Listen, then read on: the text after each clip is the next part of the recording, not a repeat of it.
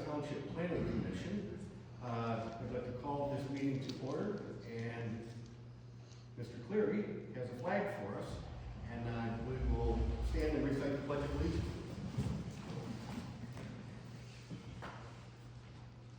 I pledge allegiance to the flag of the United States of America and to the republic for which it stands, one nation, under God, indivisible, with liberty and justice for all.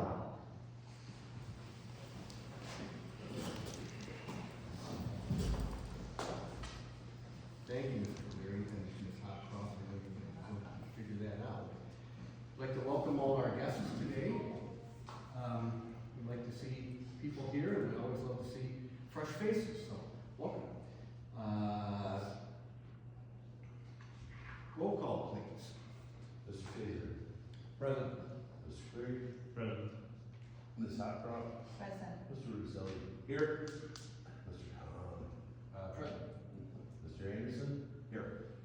And Mr. O'Connor. Present. Thank you.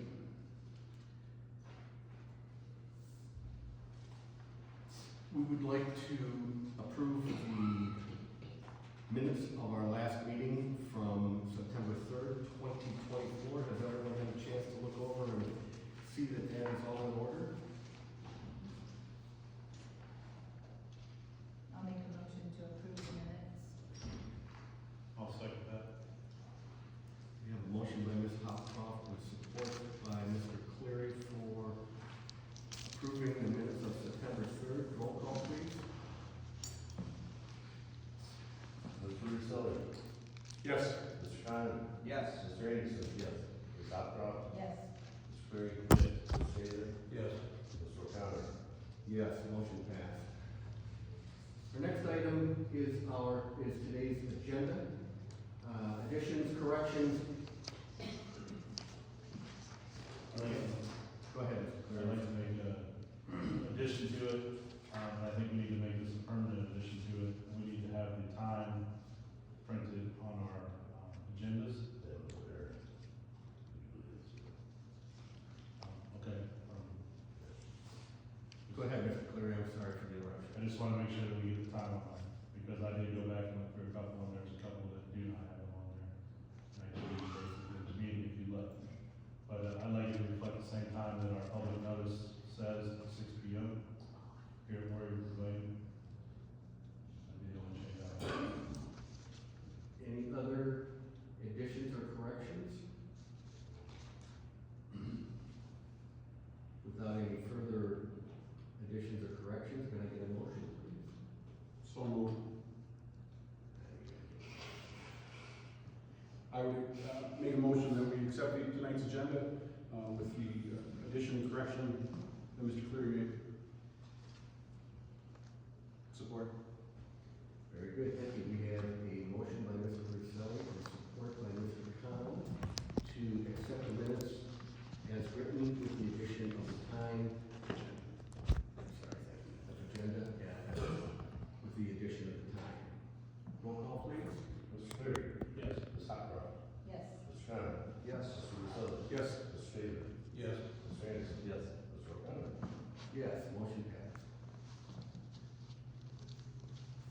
Thank you. Now that we have that, and just, I know that it may seem like it was a small thing, but I guess I didn't notice it. We've met at 6 o'clock, and it's a beautiful thing. But we do need to have it on there, and as soon as I was made aware of it, I said, well, let's make sure that we get it taken care of. Thank you, Mr. Cleary. Our next item, public comment. At this time, if you have a comment that you wish to make, we'll give you 4 minutes to state your name and where you're from and your comment. Yes, sir. I live down below in Millmont, but I recently renovated a place down F41. And I don't know if it was on the agenda tonight or it was about licensing short-term property rentals. I'd just like to make it known, my place up here is next to a short-term property rental, and it's been kind of hellish because really the property owner doesn't care who they rent, and the renters don't pay any attention to property lines. I've had to chase them off my boat, I've had to chase them out of my garage. They've stolen license plates off of my trailer. We've had to call the police because they were driving, we had a common driveway, they drove from my neighbors, come right across from my front yard, or backyard, because it's over here. And my problem is my septic tank is very shallow there, but they're pulling their boat trailers across. So we had to call the police, because the insurance guy said they could have cracked your tank or whatever. They rent a small cottage, which is only 2 bedrooms, but then some of the renters, they all have friends up there, who have 5 or 6 tents and 20 people up there all of a sudden. And they're all using the toilet next door, and it gets to be a horrendous stench, because they're over doing it, they have dogs running all over the place. We had to call the animal ordinance individual a few times, because they refused, my wife was on blood thinners, they refused to put the dogs on leashes. There were a couple of aggressive ones. We tried to talk to the owners of the property, and they say, well, our dogs are right to go visiting. And they didn't care whether she's on blood thinners, and if she's bit, she can have problems, so we called the animal ordinance guy, who quite frankly didn't believe us, but he went to go talk to them, they told him the same thing. Our dogs can run free. And that's what the problem is when you have short-term rentals, is people come up here, and they don't care about property lines, they don't care. My neighbor 2 stories down, Mike Jackson, has chased them off his dock and off his property, because they just wander all over. So I don't know about the number, I heard it was 40, that's up to you guys, but I think the licensing is very important, because if there has to be some type of control to me, because I spent 30 years, I was up here maybe one weekend during the summer, and I had to work 6 days a week. Now I'm retired, we're planning to spend most of our time up here. I don't want to put up with this anymore. So I would strongly approve or request that there be some type of oversight or licensing or something, so that I have somebody to call, and that nobody will do anything about it. So thank you for listening. And sir, I'm sorry, I didn't get your name. Oh, Arnie, A-R-N-I-E, Matuz, M-A-T-U-S-Z, like zebra. Thank you, Mr. Matus. And you said your property was where? It's right down at 41. On Van Etten Lane? Yes. Okay, thank you. Can I have a point of order? I would like this comment to be made part of the public hearing, because we're not officially in public hearing. Very good. Do we need to vote on that to insert it into the public hearing? We're not in the public hearing yet. The gentleman was just making a public comment. And I think what Mr. Tazzer is trying to say is that he needs to bring that back up during the public hearing. So it's part of the, So that part of the hearing. part of that record on the public hearing. That's fine. Yeah, and that's fine. You still have time left to talk, which is fine. We just want to make sure that you get it in the proper order. Sure, no, I just wanted to express my concern and, my support for licensing on short-term rentals. Thank you. Thank you. We'll move it over to the public hearing from there. Any other public comment at this time? Okay, hearing none, let's move on. We are working on unfinished business, which is our 165 ordinance. Mr. Buckner? This is gonna be ongoing. John has some things he's working on, and Lisa does for code for police, and so that they match together. Because some of the ordinances have to match with police code.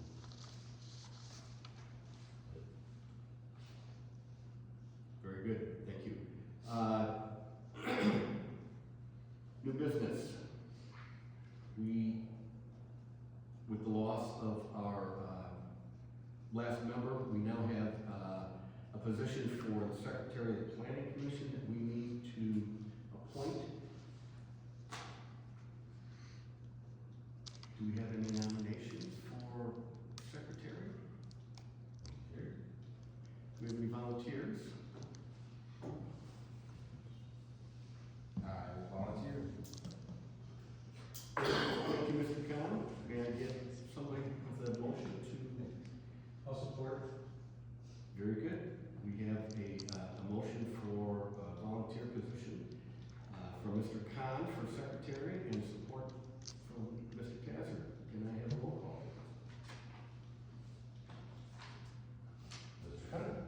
Yes. Mr. Anderson? Yes. Mr. Russo? Yes. Ms. Hoffman? Yes. Mr. Cleary? Yes. Mr. Chadwick? Yes. Mr. O'Connor? Yes. Motion approved. Thank you, Mr. Khan. At this time, we are going to ask for a motion to open public hearing for short-term rental cap limit. Short-term rentals have already been approved for the township. We are just here working on a number for how many the township should allow. Do I have a motion to open the public hearing? I so moved. I would like to add that, we need to add that we are amending short-term limits. We are amending the ordinance to include limits on short-term, because we're actually going to amend. Ms. Hopcroft, is that still in your, you wish to open public hearing for short-term cap limit amendment? Yes, I'll accept that amendment to my motion to open the public hearing. Thank you. Do I have support? Second. Thank you, Mr. Anderson. We have a motion to open public hearing by Ms. Hopcroft with support by Mr. Anderson. Roll call, please. Mr. Chadwick? Yes. Mr. Cleary? Yes. Ms. Hoffman? Yes. Mr. Russo? Yes. Mr. Connor? Yes. Mr. Anderson? Yes. Mr. O'Connor? Yes. At this time, we will take comments from our gallery here. As I recall, we are first going to listen to those in favor and then those who are not in favor. Is that how we do that, Ms. Hopcroft? First, those in opposition, and then those in favor. Thank you. Mr. Jackson is our parliamentarian, but don't you not first explain what's on the table? I was about to. Would you like to? Go ahead. Would you state for our public who has gathered here today what is on the table in terms of our public hearing? Back in 2019, the planning commission, started working on a short-term ordinance in 2020. They accepted that ordinance to the township board. What we're working on right now is we're going to discuss is a short-term rental cap, which would cap the maximum amount of short-term rentals licenses available within the township before the end of any given year.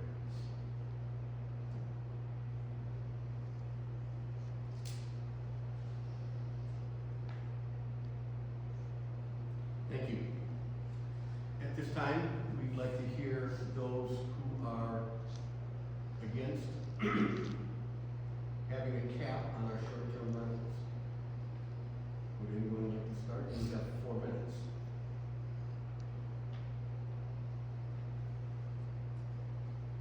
State your name and where you live, please.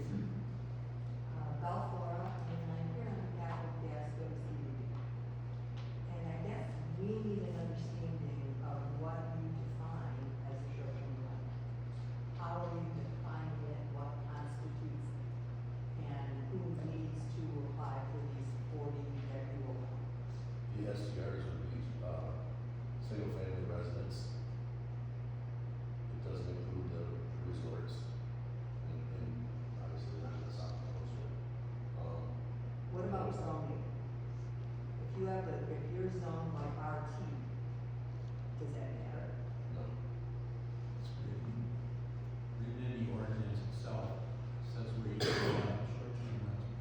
you can have them in virtually, well, every, except for industrial, I believe. If you are, this is where you're gonna have to check residential tourists, non-residential tourists. I get taxed appropriately, I'm sure you know. That would be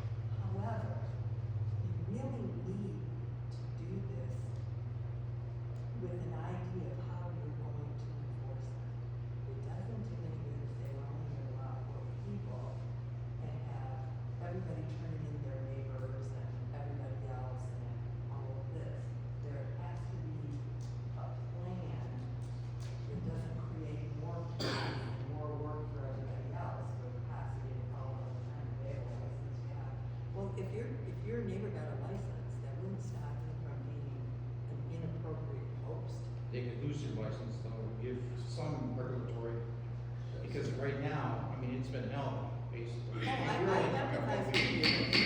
Point of order, please. I'm sorry. Please address the board, ask your questions here. I know, we just had But to. like his situation, having a license, would that in effect make a difference?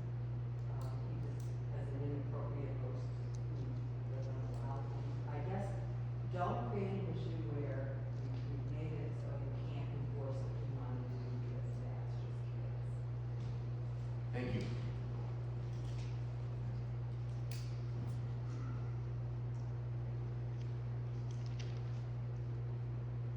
Anyone else? For a comment? Yes, sir?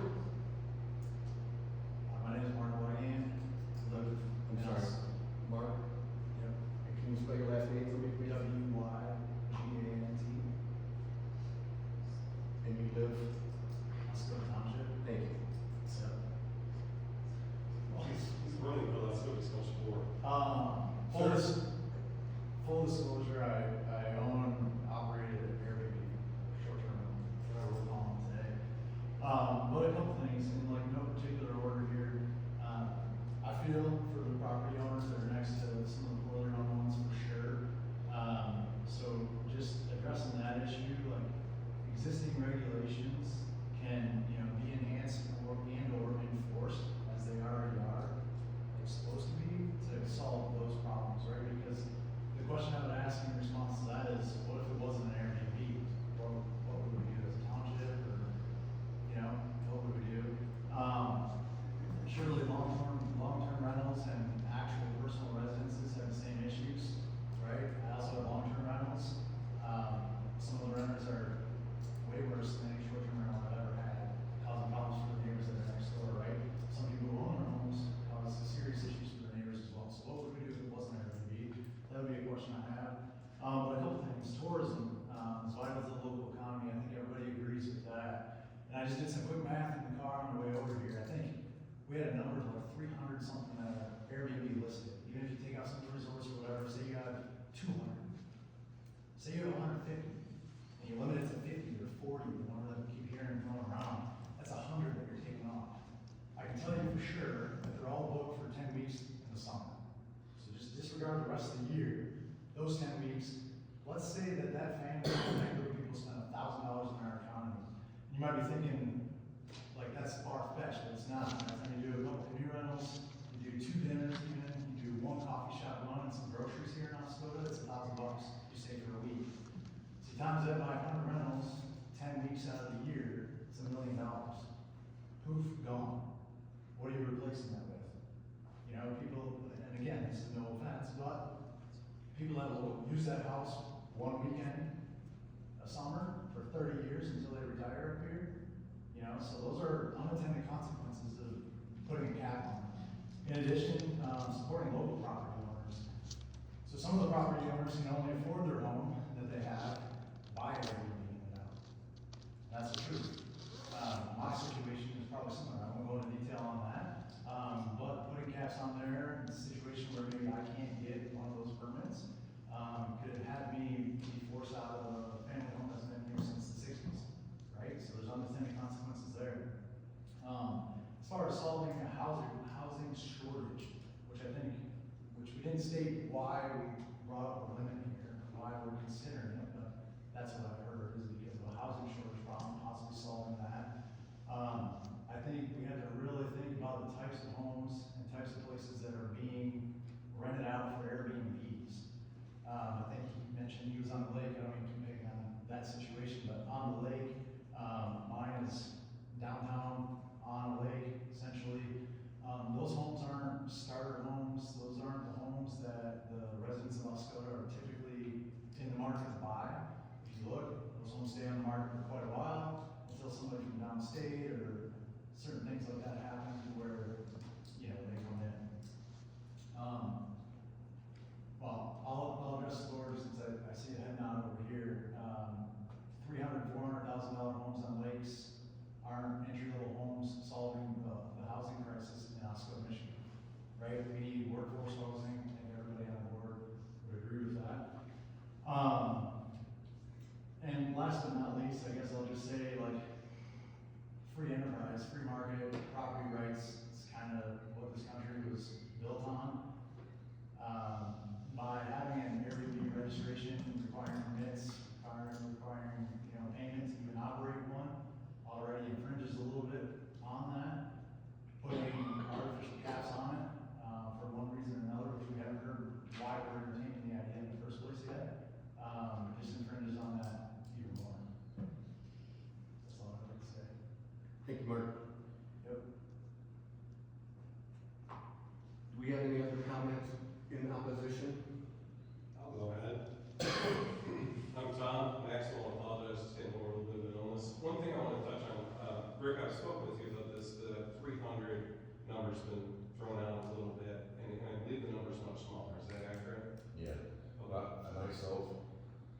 Oscoda Township both did studies on it, and there's 80 between Greenbush and Oscoda that are listed on Airbnb. And that would something, because some people only do it, they don't do it necessarily year round, so it's something we would have to regularly, check on. I think I can actually see both sides of this. I see the tourism side firsthand, and one of the things our township has in buckets is tourist opportunities. We have one of the strongest tourist economies in Northeast Michigan. We've had businesses all over, northern Michigan, communicate with businesses all over. We have more waterfront opportunities and waterfront properties than most communities around. If you came up and said you were going to put a limit on the amount of manufacturing jobs on the old Air Force Base, I think people would think you guys are crazy. You're literally potentially doing that and putting the short-term number at 40, okay? If anything, we actually want to increase the amount of waterfront properties because we have so many waterfront amenities. Because as Mark was talking about, those properties we're turning over on a weekly basis. We're bringing fresh dollars. We see those people in our store in the summer, okay? Every single day, we see hundreds of people come into our downtown business district and spend their dollars in our community. We want that. That's how we can survive in the wintertime. That's how we can employ the people that we do. That's how our gas stations, how our restaurants, how all of our convenience places, that's how they stay in business. You don't make money in January, the average business. You make your money in July, okay? That's part of the culture change we're talking about. Second thing I want to talk about, this gentleman here spoke about and addressed the board. There does need to be strength through the administration so that the bad owners have consequences to keep them in line. We want the good property owners that are going to ensure and penalize bad renters from being there. There needs to be consequences to protect the owners that are in place. And this is just another example of something that I've spoken extensively about at this point, that the next board is going to have to come back and we're going to have to address. And we're going to have to readdress this issue and bring it up so that it's done right and we're addressing all the things that are being talked about at this meeting. It's a fine line where you guys are wanting to, I think one of the things that you're conflating in the percentages, I haven't seen any data out there. Rick, I asked you how many housing units were there? I think you said there was data 3 or 4 years ago. In Oscoda Township, how many housing units are there? All those in the master plan, I can't recall what it was. It was not 1,000, couple thousand? Yeah. Yeah. 40. It was like less than 0.5%, less than 0.25% of the units that you guys are offering. There's no KPIs, key performance indicators, data showing to justify the number of 40. It just kind of seems like a randomly thrown out number. I just think, as Mark said, the same, thing on the state is unintended consequences and the impact you could have on the tourism industry. It could be really short-sighted. So I'd say be really cautious about what you're doing because it's something that we're going to be bringing forward and wanting to address as the next board. Yeah. Before I get lost. All set, Tom? I'm good. Thank you. Mr. Buckler? To address the concerns over bad neighbors, I believe I printed out the whole sheet on that, on the bad neighbor. Actually, it's a good neighbor policy, keeping your house in your yard, being kind and respectful for the neighboring houses that are residential and not renting out their place. We can enforce that. Phone call has to be made to the police department. I'll make it aware to them that they will be, we have to enforce it because it's part of kind of like a blight thing that we're working on right now. It has to be enforced. As far as the number being set at 40, there's multiple reasons why we started there. We knew that this number is going to eventually go up. We started at 40, seeing what we got. Nobody up here was following ordinance. Okay, nobody applied for this until this year. And the first person that did was Ms. Rouse. She came in, did it. Then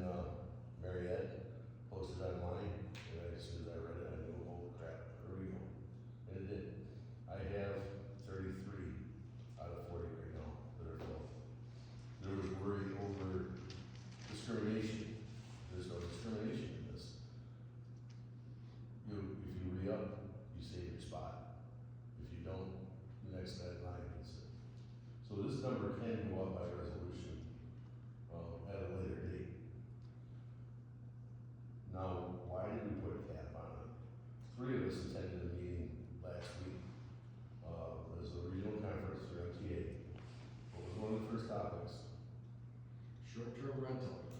What happened to Petoskey? 400 and some short-term rentals, it nearly destroyed Petoskey. So they had to do caps on it, they're down to 2, they're trying to dwindle it down over there. There's other areas in the state that are just like us, we rely on tourists. Some of them, you know, it's leaving their dunes. You know, they're getting 6 times as much money as we could possibly get over here. There was an area down in Macomb County last summer that half of the available housing that was for sale, half the inventory, was bought up by one company from one country, and it wasn't this one. So by kind of putting a limit on it, we're keeping some of that out. But like I said, this number, when you guys in charge, you can make an amendment. A resolution to increase it, but I would suggest not going to 200, because it would be super impossible to even enforce.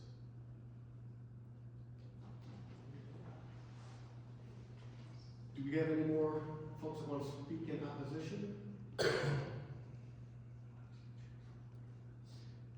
we allowed to, like, respond or ask a question? if we've already No, spoken? you had an opportunity in opposition, and you're moving on now to those in favor. Anyone want to speak in favor of short-term rentals? Can I just ask a question? You said it ruined Petoskey, how did it ruin it, Dad? The neighborhoods, some of the neighborhoods were empty and crime increased. Because they went to short-term rentals? Houses- People came into crime areas and rented them? No, Oh, okay. we're not supposed to do that in work right now. We actually, under public hearing, we are allowed to ask questions to the board. Well, you're allowed 4 minutes in opposition of which you had, and now we're going to go on to the folks in Yeah, and I favor. told you I could speak on either side, because I am in favor of setting. Mr. Maxwell, if you might let me finish, please. Tim, you can just. Mr. Maxwell. We're trying to be friendly here, and I'm asking if there are anyone that wishes to comment in favor. Mr. Maxwell, here's your opportunity. Thanks, Tim, I really appreciate it. You're welcome. I think, what Bell was talking about is, I lived on the west side, I lived in Charlotte, I lived in Traverse City, and we're comparing apples and oranges, okay? We have, I literally have friends with waterfront property in Charlotte. It's a completely different scenario than what we're dealing with here.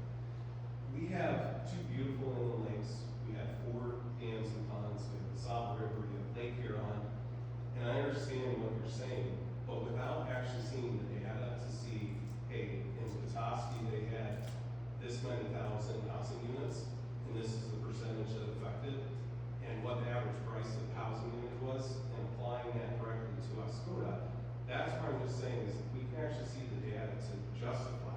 I do support a number in what you're saying, Rick. I just wanna see data to support what that number is, that we can see so we have transparency. I'm on the side of what you guys are doing, it's just from getting A to B, it's changing the process so that we have more transparency with that, so that we have more eyeballs, more input, and more, feedback from community, business owners that are affected by the decisions that you're making on the planning commission. I support this, but it's how you get to that number, what that number is what I think we need to distinguish. I also support that there needs to be much stronger, wording in the ordinances to protect neighboring landowners, so there are consequences for bad owners. It's a very fine line, but that's what I'm talking about. We need to do these things, when you do them once, we need to do them right, and it's just something that we're gonna have to address again. That's all I have. Thank you, Tom.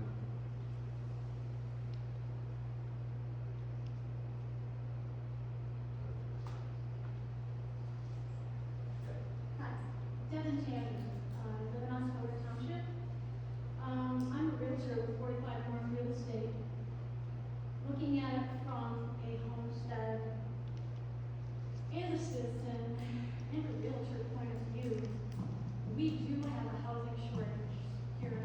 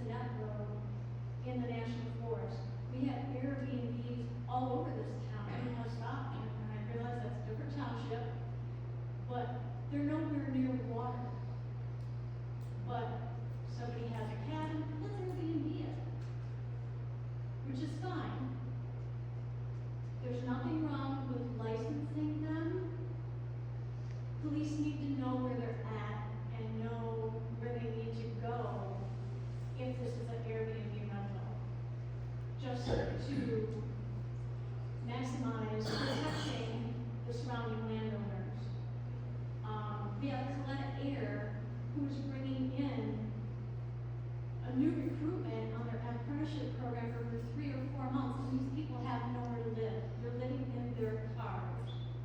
They're living in their cars, they're using porta potties outside of the chamber, they're showering when they can at any campgrounds that are open. I see it all the time, and it is happening.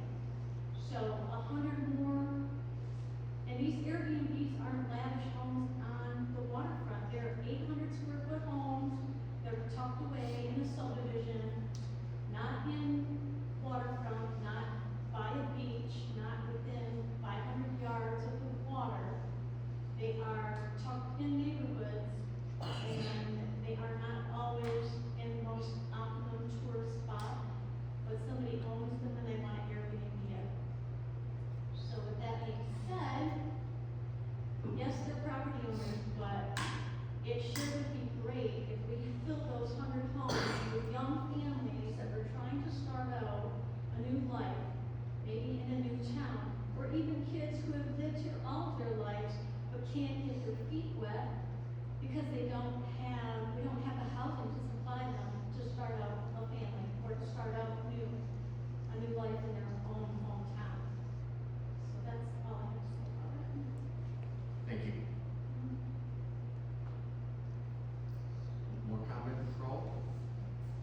Arnie Juice again. I just wanna make it clear that I do support, this proposal or whatever it is, with the understanding that Mr. Bruckner said, it's a starting point. It can be modified, it can be changed, and quite frankly, it sounds like it would help responsible Airbnb owners like the gentleman next to me, and get rid of, I don't wanna riffraff or whatever you want, you know. It would, I think, improve the community and, again, bring in some regulation and control. So I support it with the understanding that that number can be changed to accommodate people like the gentleman next to me if necessary. Thank you. Thank you.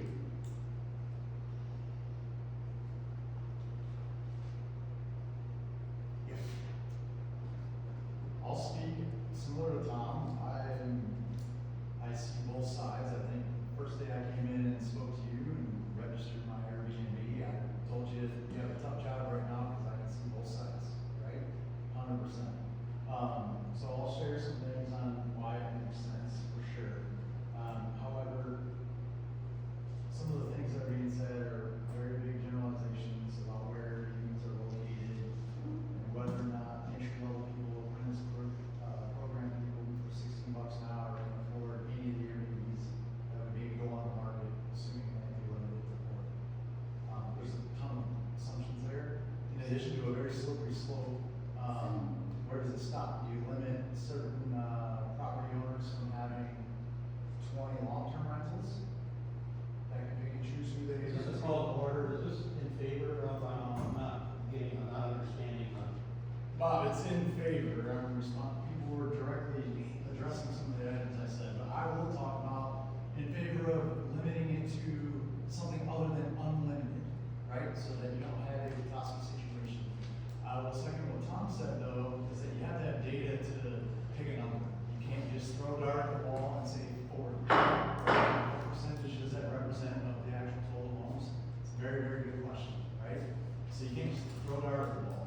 But some of the things that making sure that you don't have a lopsided number with way too many Airbnbs and not enough long-term homes or property owners that actually live in there full time is like neighborhood stability, right?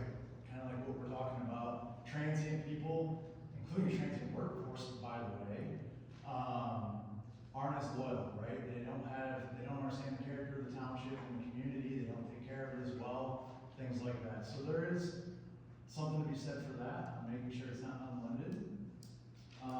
The other piece that I don't think is an issue yet, but maybe in the future, and why they limited, which honestly why I thought Bell was here originally, but they limited in other communities like Savannah, Georgia, and places like that, because it's a significant competition to their existing ecosystem, their existing economy with the hotels and the resorts and everything else like that, right? It kind of takes from that, and then you end up with giant hotel buildings that are empty, all those things that we don't want in this community. But right now, I don't think we're there.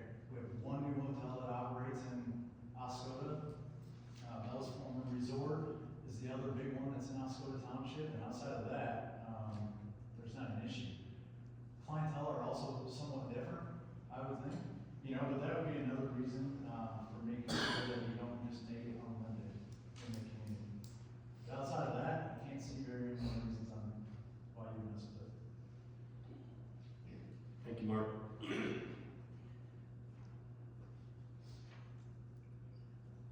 Anyone else wish to speak in favor? I'm speaking for it, which, as I said when I stated before, I'm not against it, but I think it needs to be well thought through, well regulated, or, you know, if you're gonna allow 40 people out of however many you say are already doing it, 150, that's gonna cause utter chaos. So there has to be a way, and maybe they have to qualify, maybe there's a way to separate it, don't make it first come, first served. You know, when people run, then you may not get the ones that you want. If his person comes down and gets one, we're all gonna be in big trouble. It's, you know, we don't want that clientele in there. Airbnbs are great, because the clients are rated, as are the owners. And I can call and say, the Airbnb next door to me isn't following what you call your rules and regulations. And that person can be banned from Airbnb. They protect their reputation and their properties really well.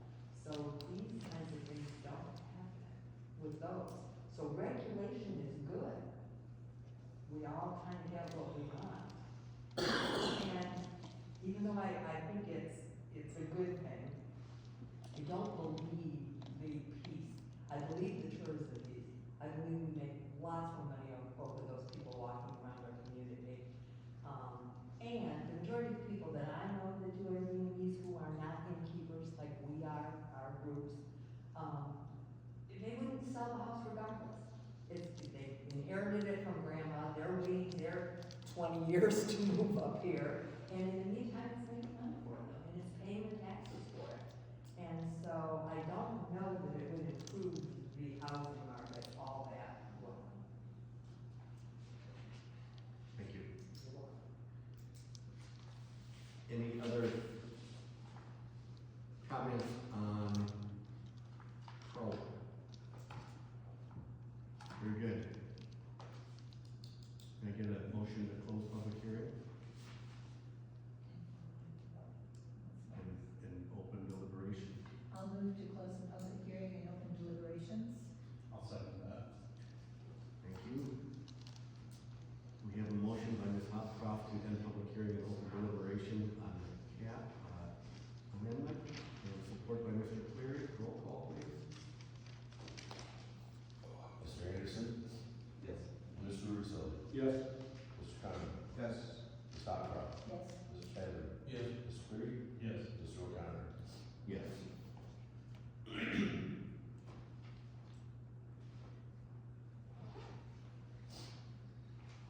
We'd like to go into and discuss this matter now of a number, amending our unlimited number of short-term rentals and I'll save my comment. Mr. Tazzer, start with you. Okay, first thing I want to say is that, there is very strong language in the ordinance itself that covers the violations and terms, and also defines what a short-term rental is.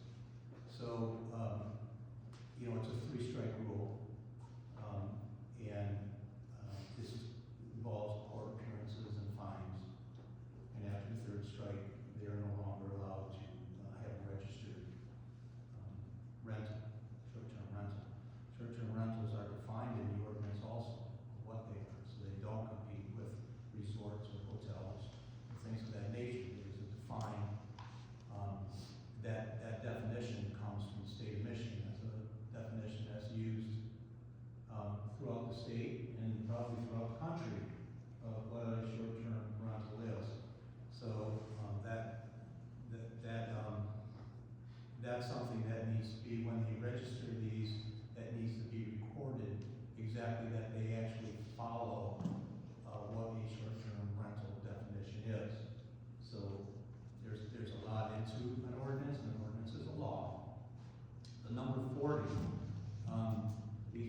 talk about that number 40, I don't recall how many months ago, but it's been quite a long time now. And since that time, it's been published about this. Right now, we have, what, 33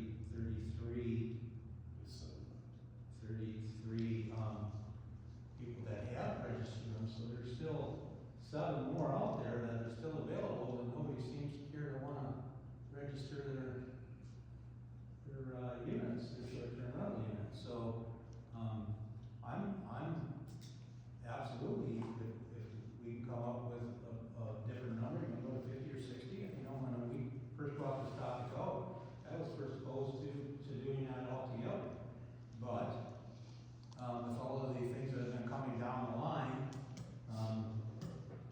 and information being available, I now in favor of setting a limit on there. Now, my conversations in the zoning department has come up that there was like 86 units between, Oscoda and Greenbush. So, how many are in Oscoda and Greenbush? You know, I don't know, but, even if there was half of them or a third of them, that still gives a pretty small number on Oscoda Township, and my concern is Oscoda Township. So, right now, that number 40, I think is a valid number. I would support a valid number of 40, if that's what we're gonna come to vote. I do know that, since not having a number, nobody was registering, and there have been a lot of issues.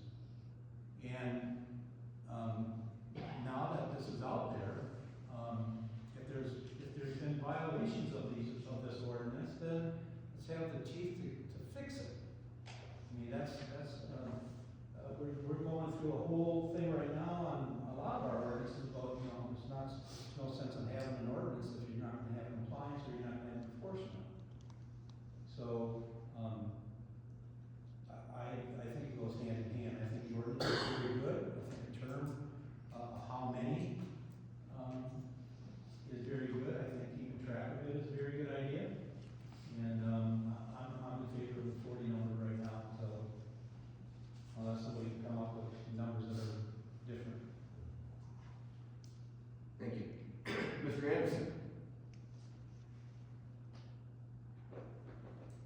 Your feelings? Comments?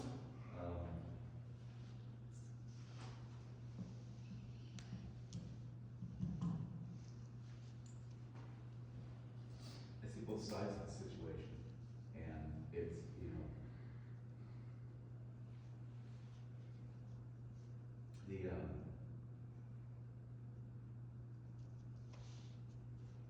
the extra units that aren't, registered, you know, what will happen with those? Will those be, you know, rented anyway? Under the table? You know, under our noses, or, you know, would they be rented to long-term residents?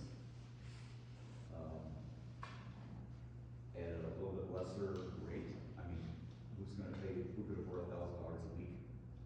Or, I don't know what one of those rentals costs, I have no idea, not a clue.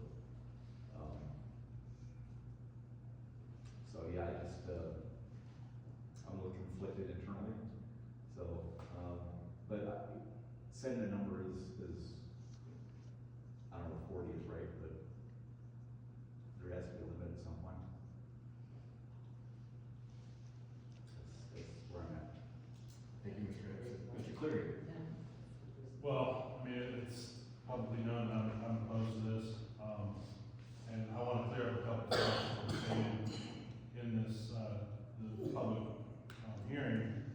I am a supervisor in the apprenticeship program at Flood Air, and I have never heard of anybody doing that.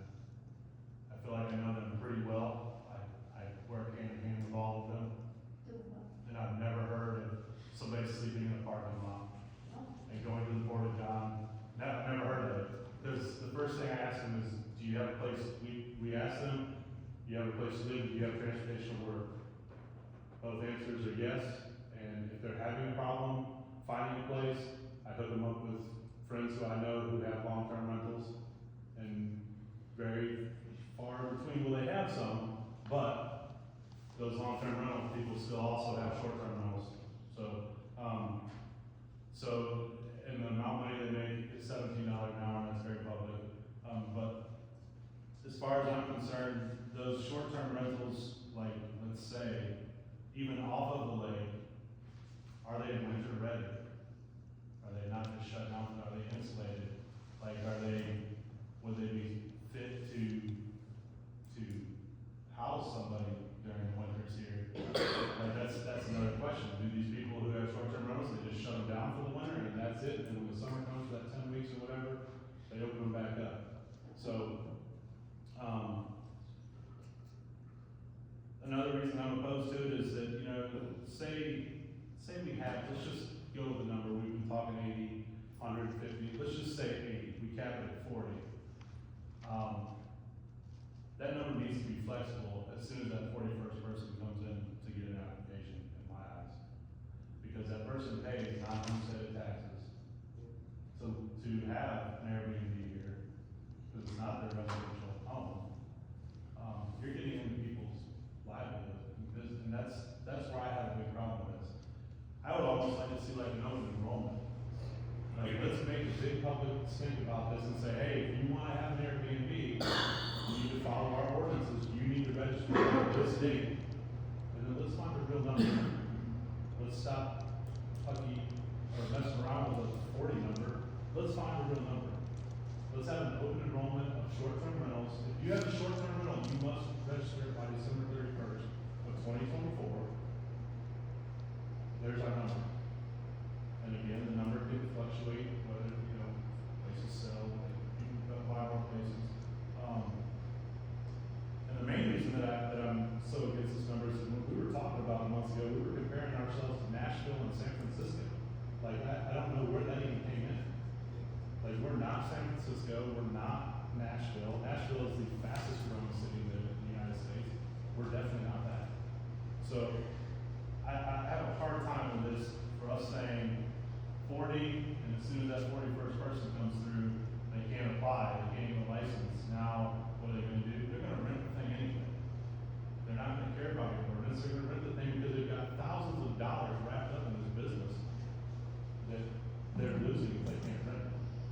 So I'm okay with putting a number on it. I think we need to put a number on it more accurately, like an open enrollment period by the end of the year. If you don't register your short-term rental, and then not only that, we need to have consequences for people who don't register them.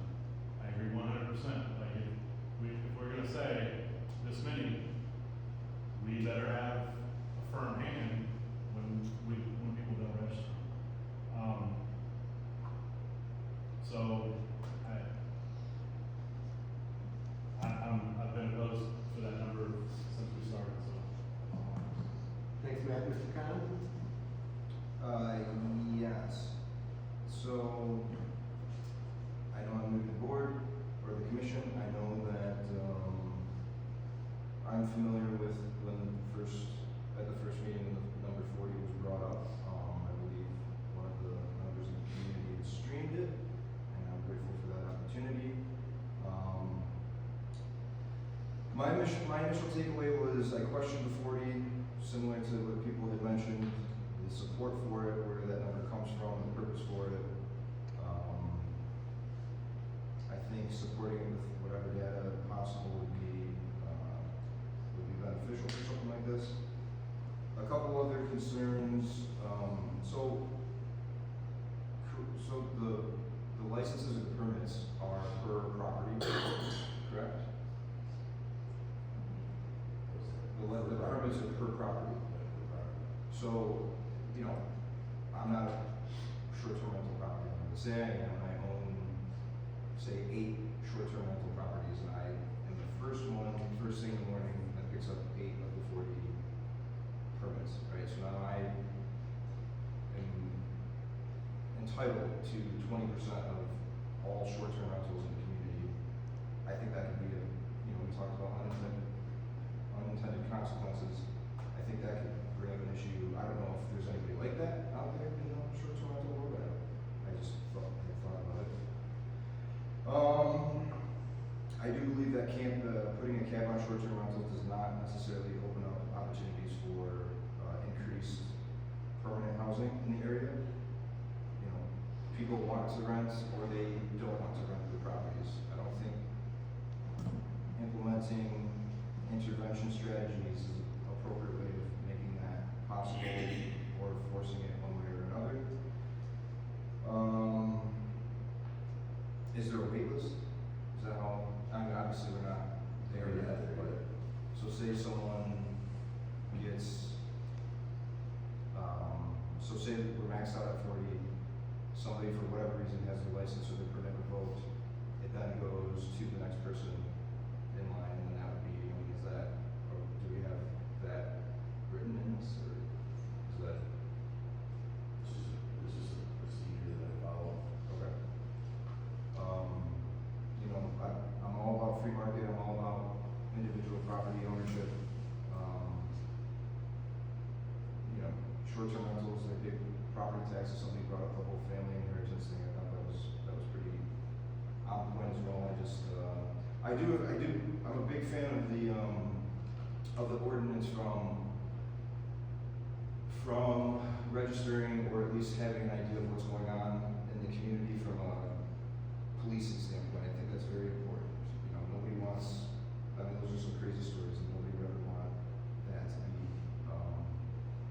you know, happening next to their property or around their communities. And I do think that that's something that should be addressed 100%. And I think in the current ordinance, it is addressed. You know, if we were to bring it up,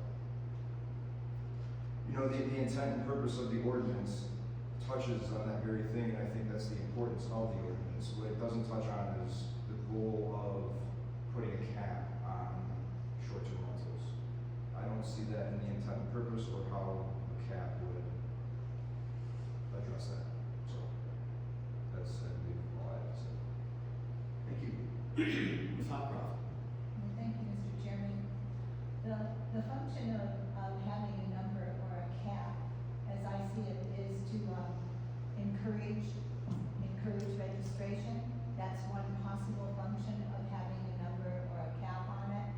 What we really want to do as a governing body and as a advisor to the governing body of our township is to plan for taking care of the health, safety, and welfare of our citizens, and to know how to budget for this, and to allow our police power to be intelligent, so that the police have eyes on where the short-term rentals are, and so they have an idea of their patrol, and so that the government can plan to care for its citizens.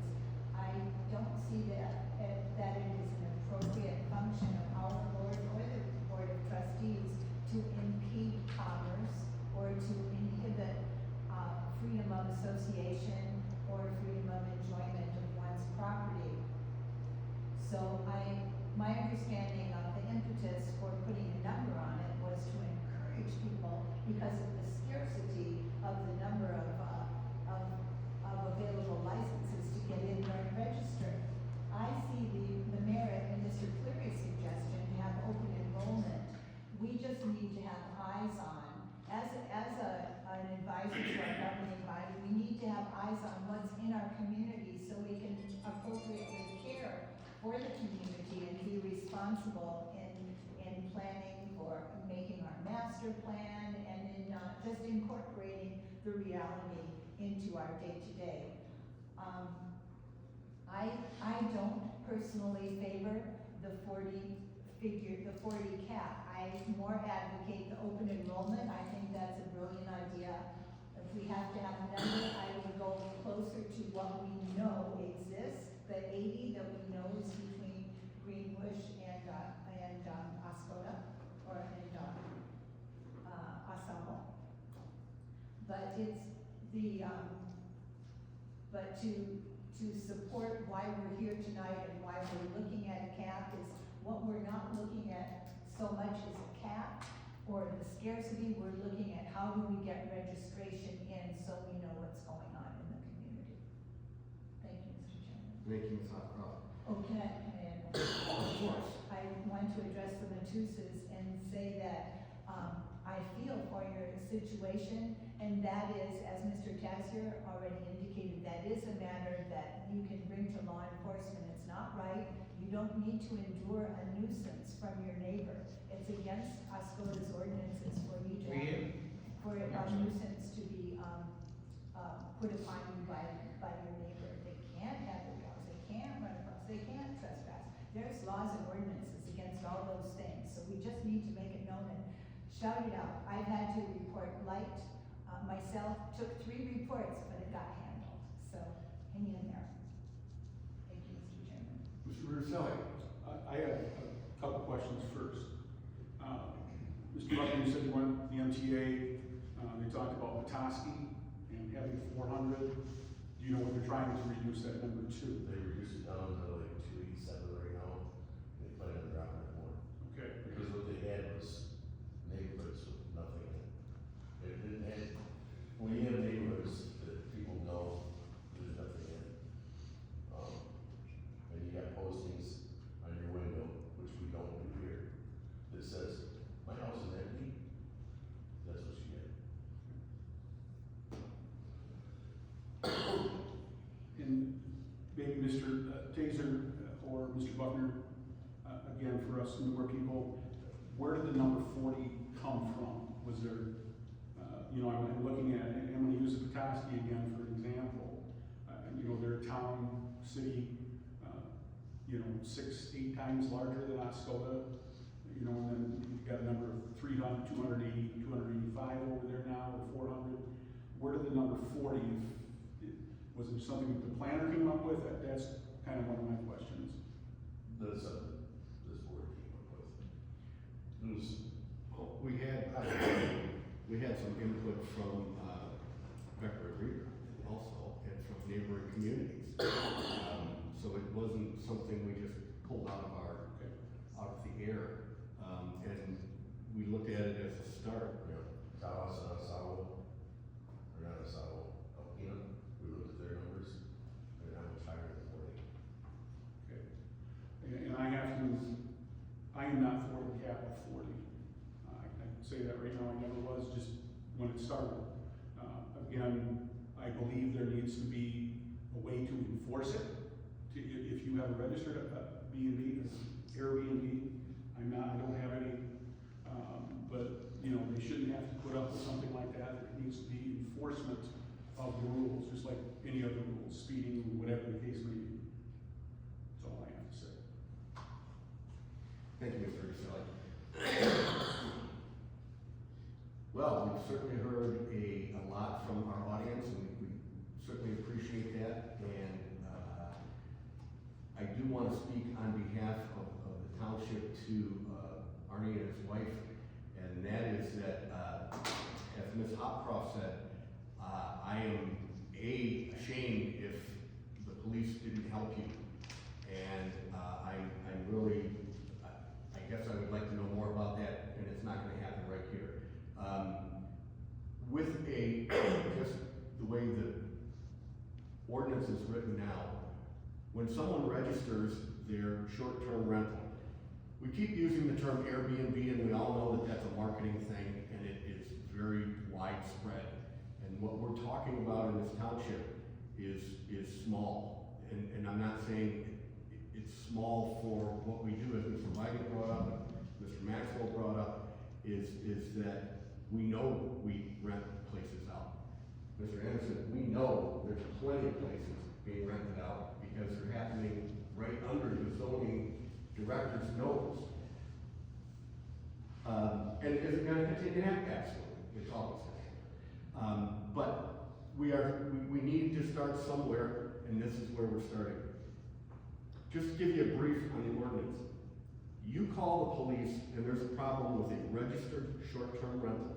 That person has 1 hour, if he lives, I don't care where, to produce a manager that's going to correct that problem immediately. So it's all in there as to how it's going to go. And enforcement, as everyone says, enforcement. We have a police department and we have ordinances. When the ordinances are followed, things go right. We are a society of laws and rules, as we all know, and that's how we all get along. We have an opportunity to make it right for everybody, and we can also make it difficult, and that certainly is not our option here, to make it difficult for anybody. So, back to where I was going. Without an ordinance and without anything that the police can adhere to, once again, you just have what we would call anarchy, I guess. So we're trying to just, one bite at a time, get our hands around this and really go for it. We've had this on the table for quite some time. Now, if I had a short-term rental, I certainly would have gone and done something preemptively before we got to a point where now I'm going to be the 41st guy, and do I want to be the 41st guy? Heck no, I don't. It does not affect those that are zoned for resort, those that are a hotel, those that have an established business. You're not our problem. You are not our problem. We are looking at the problems that we have as the Missouri has brought up, the Matusas has brought up to us. And that's what we're trying to avoid, and I certainly appreciate that part of the input. Certainly also appreciate Mr. White and all the information that everyone has brought forward, because without this discussion, we don't get anywhere. So, as you are now looking, is this board is going to be quite divided on it. In fact, I don't think it's divided at all. I think they've pretty much spoken in their comments of where they stand with this. So, without throwing the baby out with the bathwater here, Mr.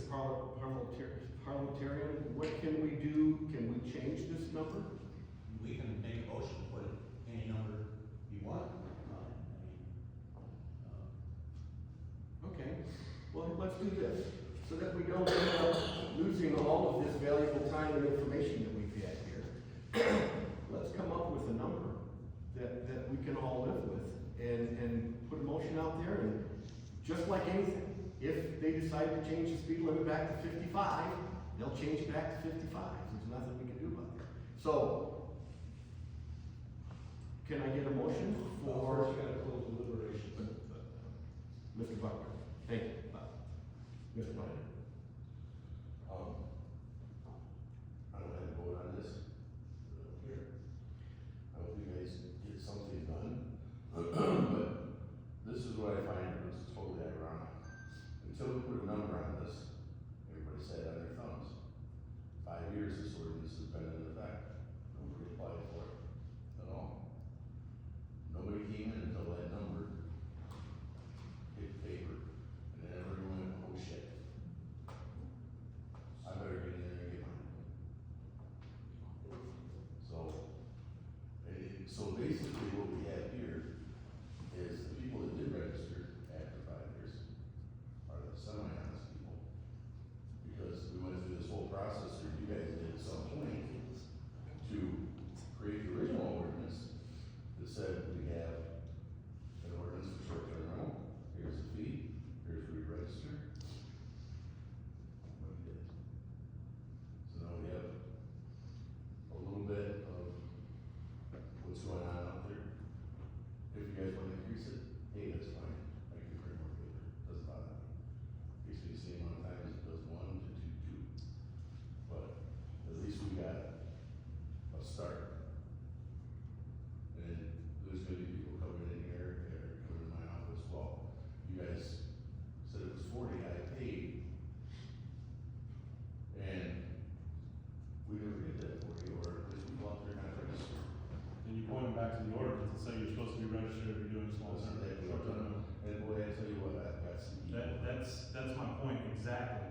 It's been an ordinance since 2019, and we've had no backlash to say, you have a short-term rental, you must register. Well, that's because a lot of the short-term rentals, and is this, and here's something said in the state right now, the short-term rentals that are registered are gonna have to start paying sales tax. Just like the hotels, motels, looks good. Maybe that'll encourage some more, but it also encourages evasion. Okay. I'm just saying that there's no meat on the bone. Like, we're saying you need to have your short-term rentals registered, there's nobody saying you need to have these short terms registered. Right, it's been there for 5 years, and not until we put a number on it, did you get 33 people to come in, which I know is roughly about, just under probably 45% of the people who have them from, in Oscoda Township, right? What are you gonna do when, even if we do put a number on, say 50, 60, when 62 comes in, they're not gonna register, what are you gonna do to them? They're not gonna register. What do we do? There's no meat on the bone, there's no one saying that you've got to do this. We cannot, I know, but nobody's enforcing it. If we're gonna do this, it needs to be enforced, that's all I'm saying. Well, we have no enforcement until these folks here, Until we do who they are. until we have a complaint that we get from the police department that we have a problem, and now we go look at, so we're still chasing our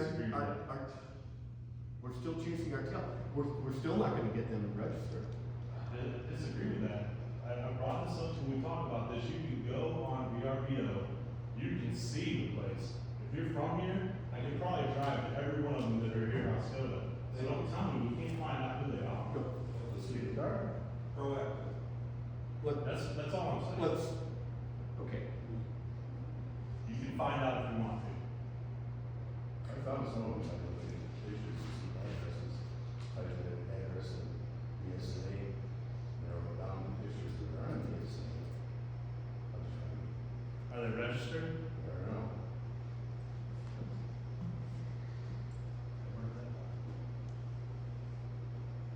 Mr. Chairman, I'd like to say something in defense of our citizenry, and that is, it takes a while for new ideas to get across.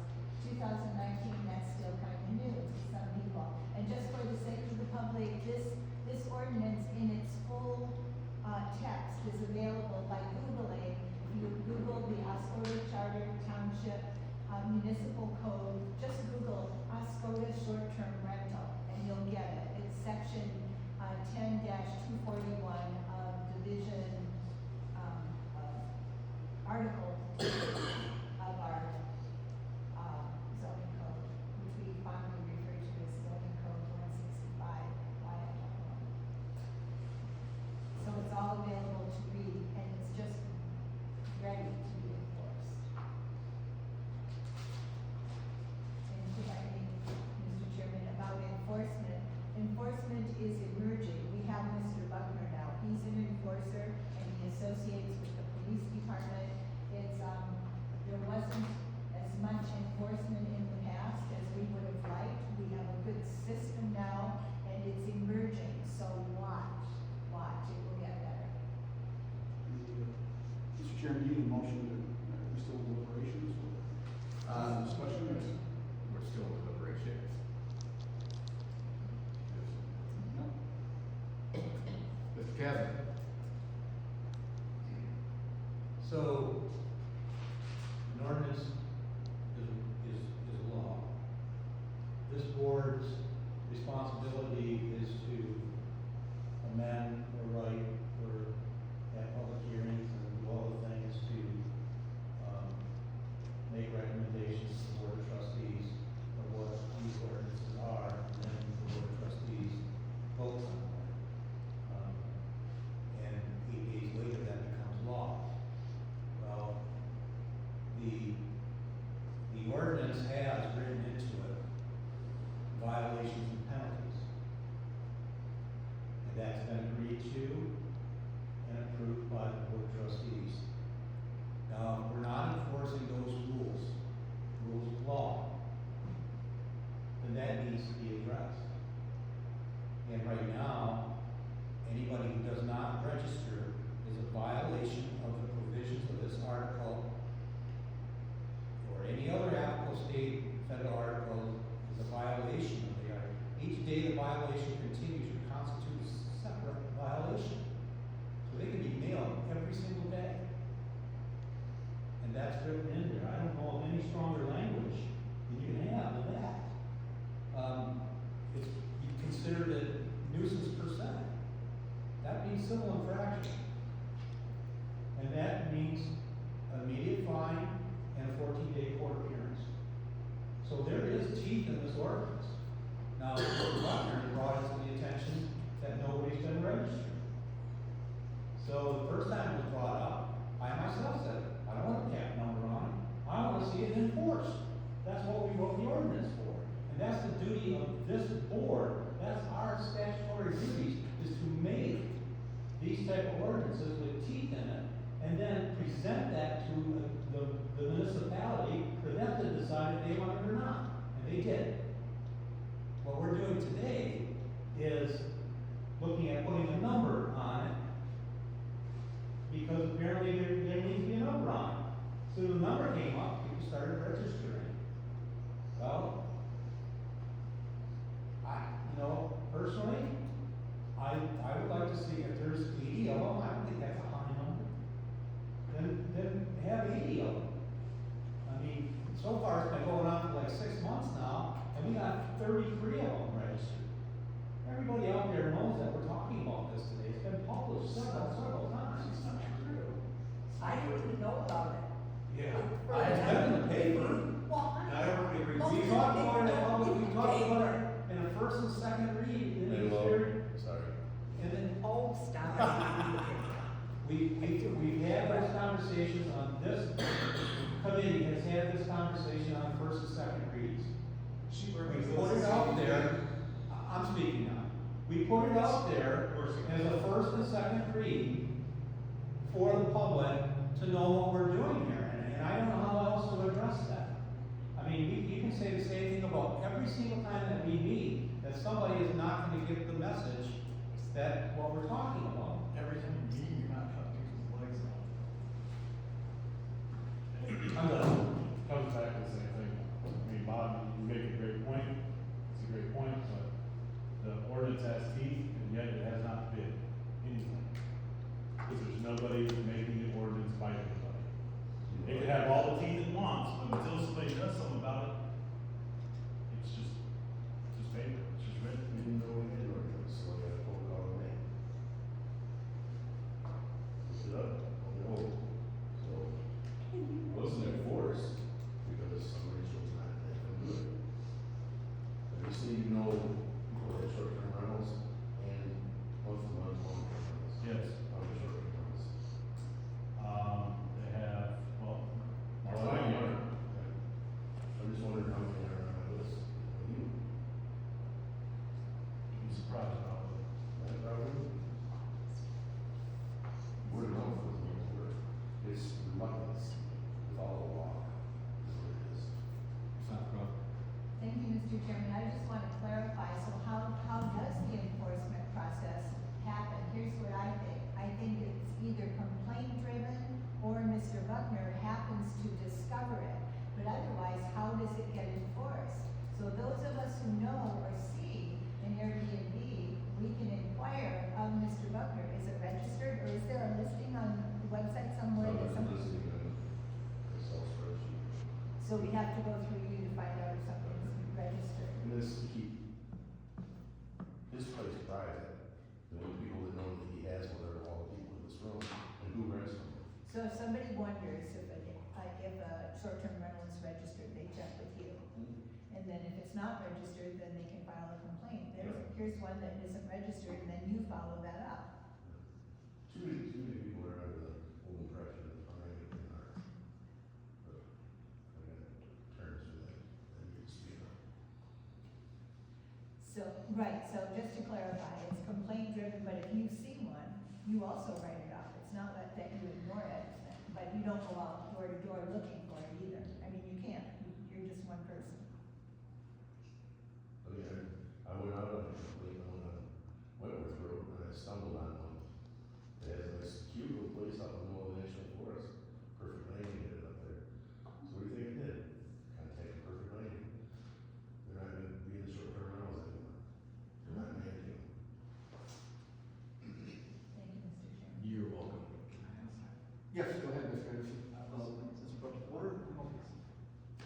What'd you say? If there's teeth to this ordinance, what is the penalty? Who's fines? And the fines are, Bob was just reading. Daily, they're $100 a day. Okay. And a court appearance.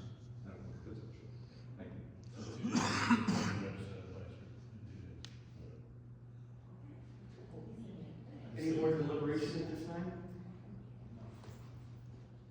Hearing none, I make a motion that we come out of deliberation. I'll second. Thank you. We have a motion to exit deliberation, by O'Connor and support by Rudicelli. Roll call, please. We got him both said at the same time. Well, Matt said okay.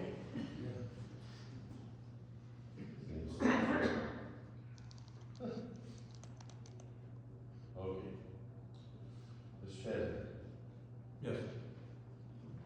Mr. Ruselli? Yes. Mr. Sherman? Yes. Mr. Anderson? Yes. Ms. Hopcroft? Yes. Mr. Cleary? Yes. Mr. O'Connor? Yes. Motion passed. At this time, do I hear any motions on this subject of the possible change in our cap number, amendment to our cap number on this topic? I'll move that we, approve the amendment as written, but that we change the number from 40 to 77. May I make a friendly addition in kind that we open from now until the end of the year, an open enrollment for anyone with an STR for the next, this present time till the end of the year to add into that? I accept that friendly amendment. I'll second that. Thank you. Mr. Buckner, did you get all that? We have a motion Increase the number to, with, to random number by Victoria of 77 with open enrollment. effective immediately until the end of the year.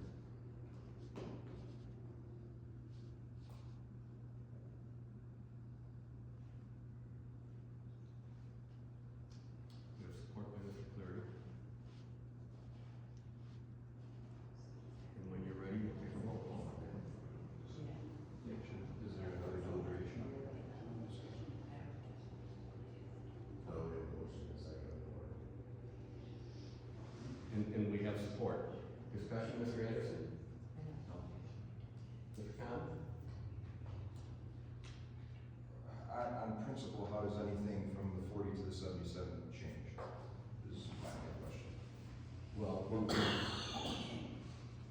what we have done is take the argumentative cap of 40 that seems to have been proven by this audience and by this board, and given it what I believe to be a fair number, what Ms. Hopcroft believes to be a fair number. I'm sorry, I just slated this which way I may vote. And we are opening enrollment to anyone that has a short-term rental out there. What if we end up at 78 and we're back at the same spot again? So with open enrollment open until the end of the year, this is what we're trying to make a friendly addition, a change to this, yet to still move forward on this ordinance that has been lingering. So with open enrollment to the end of the year, the beginning of this next year, it would be kept at 77. To be capped at whatever number is there, right? So Well, say we had 85. Well, no, right, I understand that. Yeah. Okay, Okay, so that's a change from my motion, but I'll accept that. That's beyond that, but, so you're going to have a floating number, so if we get 1,000, we're gonna allow that? I think it's a fair, we won't. I'm just using the number, I'm Yeah. sorry.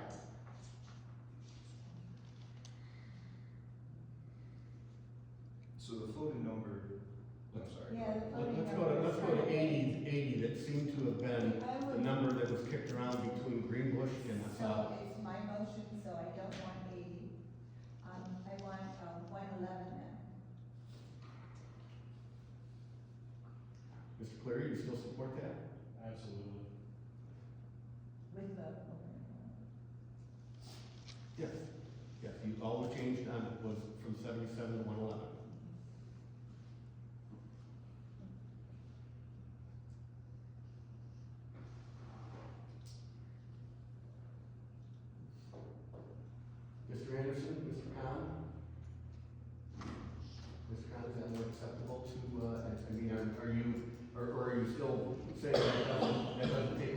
It should be unlimited. Right, yeah, That's, yeah. I had just one question. Where is that in this piece of paper? You insert language. Well, I know that, change so it. do we, never mind, you guys will figure it out. I'll write it, if you pass it, I'll write it. Yeah, we just, line 8 and 9 just get amended. I'll make a point. Go ahead. The number that we come up with, the question about this, you know, our duties is to make the recommendation, the board of trustees may have time to say to approve it. So, the point is that, the answer to this question, it doesn't matter what was printed, we make the decision by making a motion, and then if that motion is approved, then it goes to the next step. So we don't have final say in this. Agreed? Mr. Cleary? Checks and balances. Ms. Hopcroft? Ready to vote. Mr. Ruselli?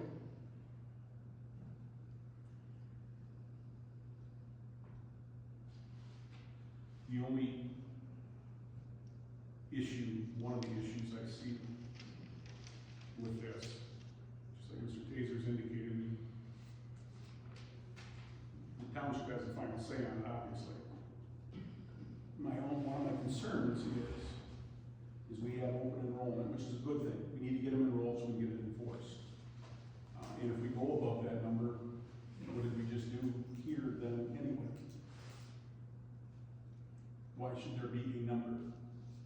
I guess is my, at this point, is my question. If we're allowing an open enrollment, so that we know, so that we can start, we shouldn't be enforcing it, but why do we have any kind of number? May I respond to that, Mr. Chairman? If we have a number, it'll prompt us to have another discussion, because we will know then that we're grappling with a different situation than we thought we had, which might engender more discussions about, public health, safety, and welfare issues. It's just a marker, the way I see it, I don't see it as a necessary restriction or a hammer that needs to come down, but just a placeholder for us to get in and have an appropriate conversation and make appropriate recommendations to our legislative body. Move to vote. Mr. Buckner, roll call, please. Mr. Cleary? Yes. Mr. Taser? No. Ms. Hopcroft? Yes. Mr. Ruselli? No. Mr. Khan? No. Mr. Anderson?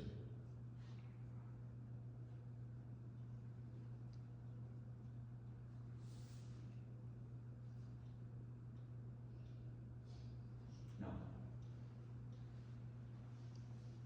Mr. O'Connor? No, motion failed. Our next subject, Wait, don't we have an We have- opportunity for another motion? Or We have to another- vote on that one. Do we have to make that one? I have a motion. Mr. Tassett. I move that we have open enrollment on the short-term rental number and set a maximum at 100.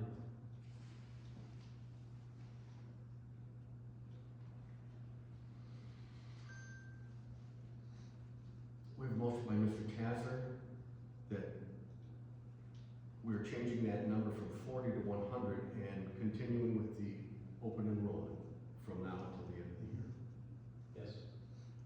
Do I have any support on that?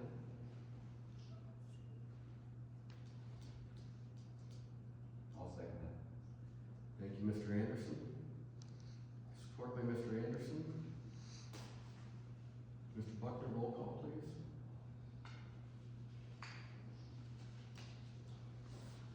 Mr. Anderson? Yes. Mr. Khan? No. Mr. Ruselli?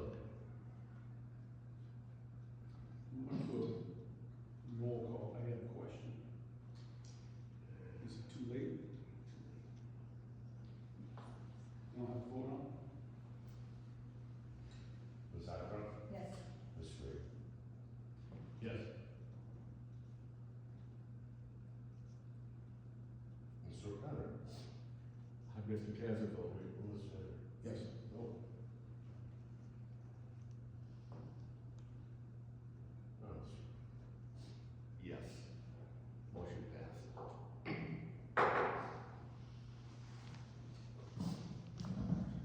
Those poor lovely people.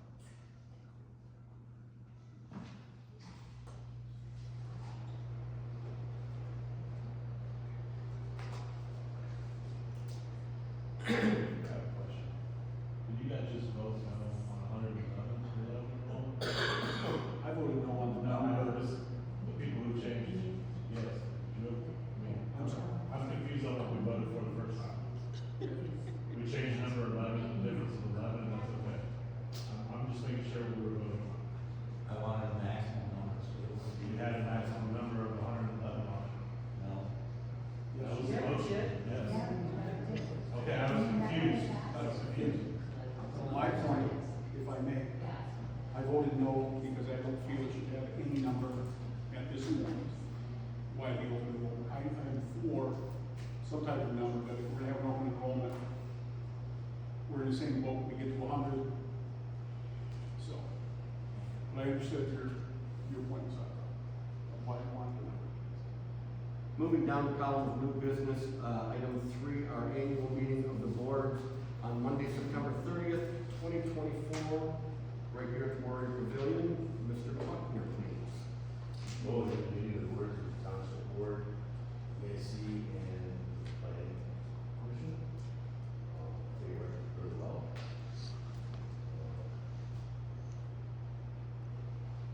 EAC is working on policy, rewriting some of the policy. I suggested Planning Commission also look at theirs at some point in the future. At this point,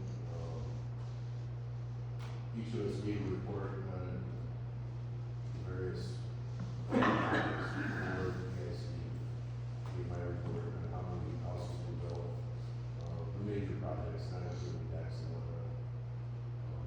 Pretty standard, same as 2023, 2022. This year was a little bit better.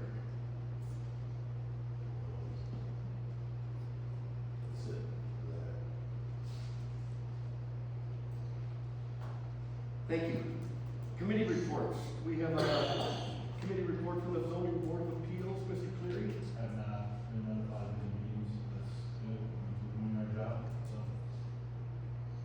Always good to hear.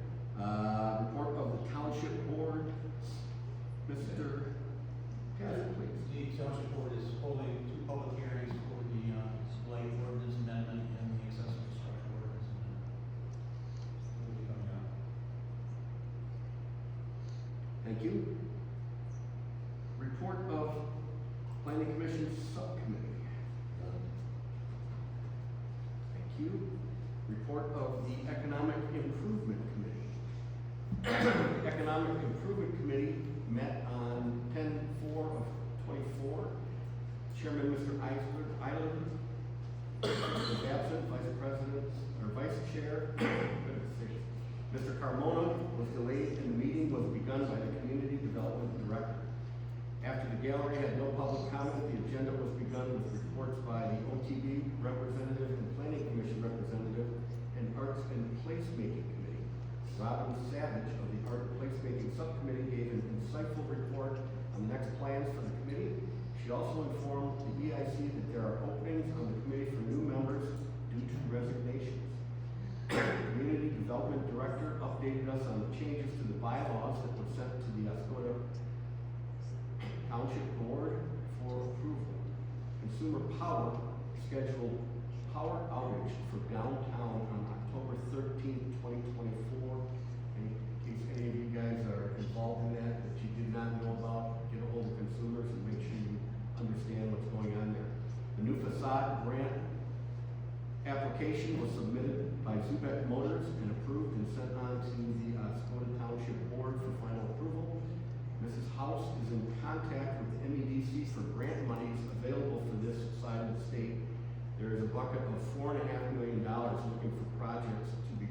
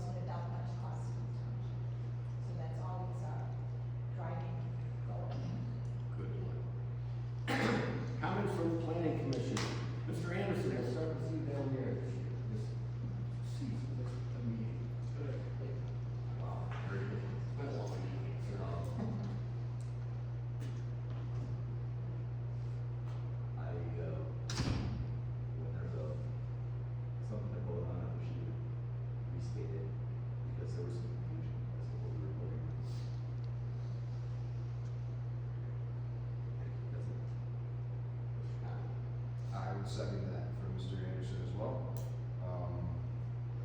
I appreciate the people that have fought this out with us this evening, but, and the conversation that we had on the commission meeting, I appreciate everybody being open to all that, so thank you. I've said enough, nothing.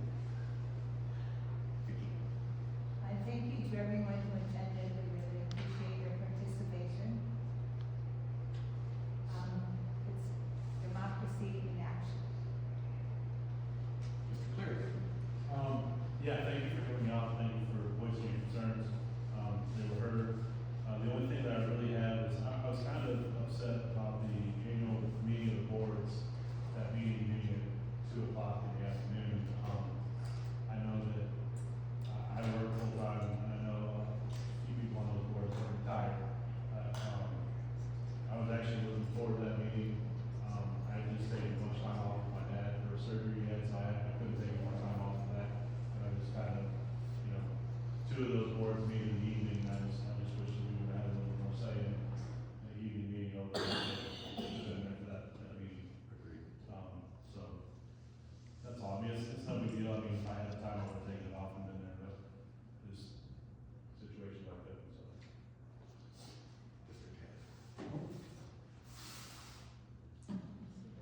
Mr. One thing I forgot to put, a couple of you guys already know, 5 years ago, there was 4 places set on a demolition list up here. They were, deemed uninhabitable. 5 years later, they're still standing. Only 4 days from now, they're gonna get tore out. There's 4 more that we're gonna look at this week. So, there's a big, big ugly blight that's gonna, take pictures? And to add to the comment that Mr. Buckner just made, we lately just had a fire call to one of those places. So when they get shut back, sometimes there are consequences that we have later. As far as board comment, I want to thank everyone for their time this evening. I know it's kind of long. It's not been the longest meeting we've had, but it did get we tackled a real tough subject, and we know it's a tough subject by how many people show up and the input we get from the our, I guess we all call them constituents, right? For all of our residents. And I applaud you guys for coming out and speaking, and as you can see, you are heard. We listen, and we're not just guys out here coming up with numbers and slapping down hammers and saying, hey, this is the way it's gonna be. But we do need to start somewhere, and that's something that we haven't had for a lot of people, because we have property owners that are here that are longtime property owners, and business people here that are longtime business people that are questioning where we're going with these things. And we really want to, as we like to say, keep our ducks in a row. We all honor the free market society, and we all want the economy to be strong and to grow in this area. And we realize you have to make hay while the sun shines. I've gotten some real good tea times in the winter, so that shows that there's really not a whole lot going on at that time of the year. I do apologize. I tried to read what the motion is back to Mr. Buckner so he can write it down, which I'll be looking now at Mr. Khan because he's going to be the secretary. And I do apologize if you guys did not hear the whole motion. I'm terribly sorry about that. And of course, as you guys all know, Good Irishman, I could go on and on because we went through a tough time and sat and listened to the deliberation, and we really came down to doing something about this. We always say that just because we pass something or that we decide something, we don't just decide something without somebody else endorsing it, and that's the Board of Trustees. Right now, they are looking at our blight ordinance, which is another part of 165.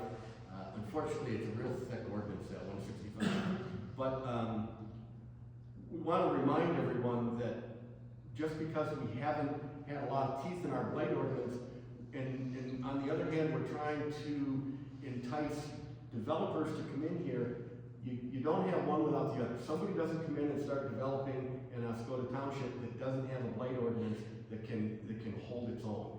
And one of the things that I've said to Mr. Buckner, because he says he's getting pushback on some things, is I smile and I say, well, usually those are the people who are the ones who are violating the blight ordinance, because I don't know of anyone that really wants to live in a blighted area, whatever that definition may be. And moving on with that, everything that we do is also written. There's an ordinance, it is there, it is easily readable, it is easily attainable. Mr. Buckner is always available, or anyone at the Township Hall for that matter, can help direct you to where to find this information. I don't want anyone to think that we don't have a blight ordinance. We do. We're just trying to amend it.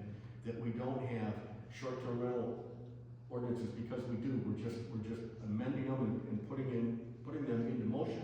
And without those into motion, we're just another, little town of everyone would like to be happy that they run up here in July and put their feet in the beach and have a great place to stay. And that's wonderful. But in the meantime, we still want to run a decent township here, which includes a lot more than just us on the beach and us at the park and things like that. So with that in mind, I appreciate you guys coming up and spending time here